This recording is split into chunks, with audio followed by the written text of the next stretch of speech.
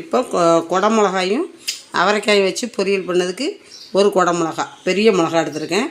ஒரு 100 கிராம் இருக்கும். ஒரு 100 கிராம் அவரைக்காய் எடுத்திருக்கேன். இதுக்கு வந்து 3 பச்சை மிளகா, பொடி வெங்காயமும் சின்ன வெங்காயமும் ஒரு அரை கப்பு நறுக்கி வச்சுருக்கேன். பருப்பு வந்து துவரம் பருப்பு, ஏற்கனவே நம்ம சாம்பார் வச்சு தான் பொரியல் வைப்போம். அந்த சாம்பாருக்கு போடக்கூடிய பருப்பில் கொஞ்சம் எடுத்து வச்சுருக்கேன். இதை போட்டால் நல்லா டேஸ்ட்டாக இருக்கும். இப்படி கொஞ்சம் ஒரு அரை கப்பு பருப்பு துவரம் பருப்பு வெந்தது எடுத்து வச்சுருக்கேன். ஒரு அரை கப்பு தேங்காய், சீரகம், உப்பு. இப்போ இந்த கொடை மிளகாயும் அவரைக்காயும் கட் பண்ணிவிட்டு வரேன். இப்போ எல்லாம் நல்லா கழுவி க்ளீன் பண்ணி தான் வச்சுருக்கேன். இந்த அவரைக்காயை நம்ம எப்படி கட் பண்ணணுன்னா, இந்த மாதிரி எடுத்தால் இப்படி ஒரு நார் மாதிரி வரும். இங்கே பாருங்கள், அப்படின்னா இப்படி ஒரு நார் வரும். இதை வந்து நம்ம வந்து இப்படி தான் கட் பண்ணணும். இந்த ஷேப்பில் தான் கட் பண்ணணும். நார் இருந்தால் எடுத்துடணும். இது பாருங்கள் இப்படி வரும். இந்த ஷேப்லேயே கட் பண்ணுங்க. நான் ஃபுல்லாக கட் பண்ணிட்டு வந்து காட்டுதான். இந்த கொடை மிளகா வந்து உள்ளுக்கு விதையை எடுத்துடணும். இதை நல்லா பொடிசா அதே மாதிரி நறுக்கணும். நான் உள்ளே இருக்க விதையில பூரா எடுத்துடணும். நான் கட் பண்ணிட்டு வந்து காட்டுறேன். இப்போ அவரைக்காயும் இந்த ஷேப்பில் நம்ம வெட்டிக்கிடணும். இந்த மாதிரி வெட்டிக்கணும் அவரைக்காவை. அதே மாதிரி கொடை மிளகாயும் நம்ம இந்த ஷேப்லேயே வெட்டிக்கணும். இப்போ வெட்டிட்டேன். இப்போ அடுப்பத்தை வச்சு சட்டி காய வைக்க போகிறோம். வாங்க போகிறோம். இப்போ அடுப்பத்தை வச்சு கடாய் அடுப்பில் போட்டிருக்கேன். இது கொஞ்சம் ஆயில் ஊற்றிக்கிடுதேன். ஆயில் சூடாகட்டும், கடுகு போட்டுக்கிடுவோம். இப்போ ஆயில் சூடாகிடுச்சு. கடுகு உளுந்தம் பருப்பு போட்டுக்கிடுவோம். ஒரு 1.5 டீஸ்பூன் போட்டுக்கிடுவோம்.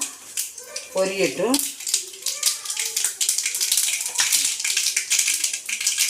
இப்போ கடுகு பொரிஞ்சிக்கிட்டு இருக்குது. இப்போ வந்து இந்த பொடி வெங்காயமும் பருவ வெங்காயமும் ஒரு கப்பு நறுக்கி வச்சுருக்கேன். இதை போட்டுக்கிடுவோம்.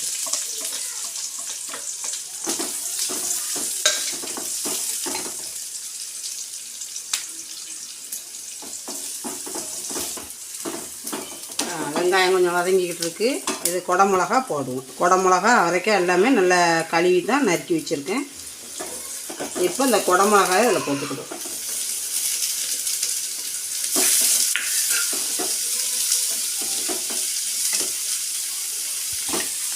கொடை மிளகா நல்லா கொஞ்சம் வதங்கிக்கிட்டு இருக்குது. இப்போ இந்த அவரைக்காயை போட்டுருவோம்.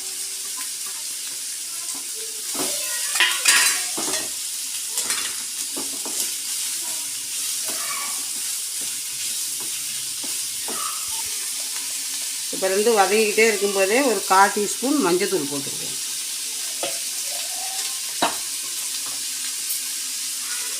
இப்போ சின்ன ஸ்பூனுக்கு 1 டீஸ்பூன் போட்டுக்கிடுவோம். பார்த்துக்கிட்டு நம்ம போட்டுக்கணும். இப்போ கொஞ்சம் நேரம் வதக்கும். போட்டு நல்லா வதக்கிக்கிடுவோம். வதங்கட்டும்.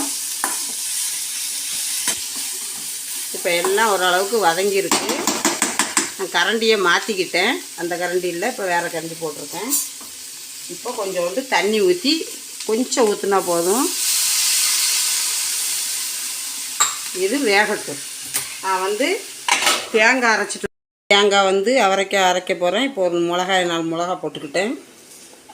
உங்களுக்கு காரம் எவ்வளோனாலும் போட்டுக்கோங்க. எனக்கு காரம் கம்மியாக வேணும், அதனால் 4 மிளகாவே எனக்கு அதிகம். 1 டீஸ்பூன், சின்ன ஸ்பூனுக்கு 1 டீஸ்பூன் சீரகம். இப்போ இந்த 1 கப்பு தேங்காயும் இதிலே போட்டுக்கிடுவோம். இப்போ தண்ணி ஊற்றாம தான் இதை அரைக்கணும். இப்போ நல்லா வெந்துக்கிட்டு வருது. இங்கே பாருங்கள், நல்லா வெந்துருச்சு. தீயை இப்போ கொஞ்சம் கூட்டி வச்சுக்கிடுவோம்.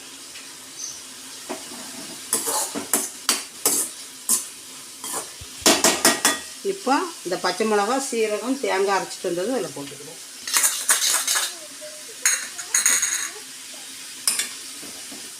நல்லா பிரட்டி விட்டுக்கிடுவோம். இன்னும் 1 நிமிஷம் கிடக்கும்.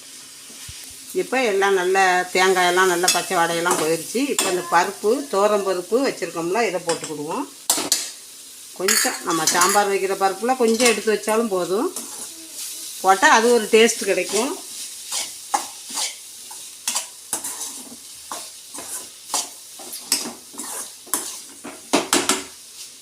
அவ்வளோதான், பொரியல் ரெடி ஆயிடுச்சு. மக்களே, இன்றைக்கி அவரைக்காய் கொடை மிளகா வச்சு ஒரு பொரியல் பண்ணி காட்டியிருக்கேன். அது எப்படி இருக்குன்னு சாப்பிட்டு பார்த்துட்டு சொல்லுங்கள். பிடிச்சிருந்தால் லைக் பண்ணுங்கள், ஷேர் பண்ணுங்கள். அம்மா சேனலை சப்ஸ்கிரைப் பண்ணுங்கள். மீண்டும் ஒரு நல்ல ரெசிபியோடு அம்மா வரேன். நன்றி, வணக்கம்.